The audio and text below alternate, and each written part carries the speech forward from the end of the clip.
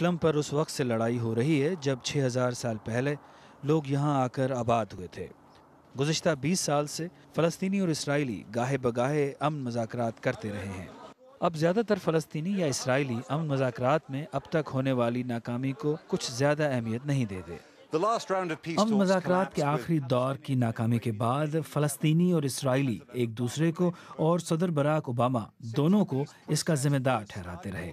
20 سال پہلے سے جب سے امن مذاکرات کا عمل شروع ہوا ہے، اس کا بنیادی مقصد اسرائیل کے ساتھ ایک فلسطینی ریاست کا قیام تھا، تاکہ جس زمین کے ٹکڑے پر وہ لڑتے رہے ہیں اس پر سکون سے رہ سکیں۔ 2 دہائیوں کے بعد ریاست اور امن دونوں ہی دور دکھائی دیتے ہیں۔ 1967 میں اسرائیل نے غرب اردن بشمول مشرقی یروشلم پر قبضہ کر لیا تھا۔ یروشلم کے بعد سب سے زیادہ مقدس شہر ہیبرون ہے۔ یہاں حضرت ابراہیم دفن ہیں۔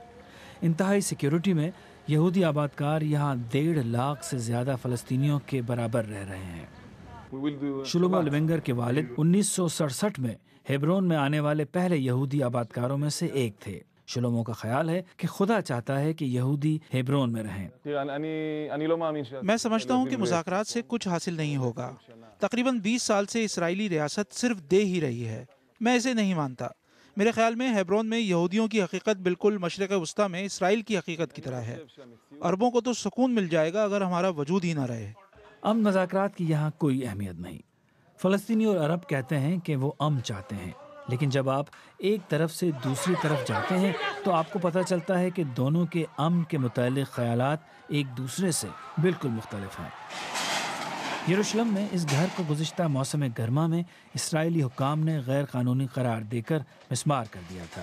احتجاجاً اس وقت سے اس کے مالک خالد الزیر اپنے خاندان کے ساتھ یہاں اس غار میں رہتے ہیں۔ مذاکرات ایک بڑا فریب ہے، اس سے کچھ حاصل نہیں ہوا اور کچھ حاصل نہیں ہوگا، کیونکہ اسرائیلی مذاکرات کی آڑ میں مزید آبادیاں تعمیر کر رہے ہیں اور فلسطینیوں کے مزید علاقے ہتھیا رہے ہیں۔ مذاکرات بس وقت کا ضیاع ہیں، وہ کسی عرب اور مسلمان کو یہاں دیکھنا ہی نہیں چاہتے۔ تناؤ بڑھتا جا رہا ہے اور اس شہر پر سکون سے غروب ہوتا ہوا یہ سورج بھی مستقبل میں آنے والے طوفان کو چھپا نہیں سکتا۔ Jeremy Bowen, BBC News, Jerusalem.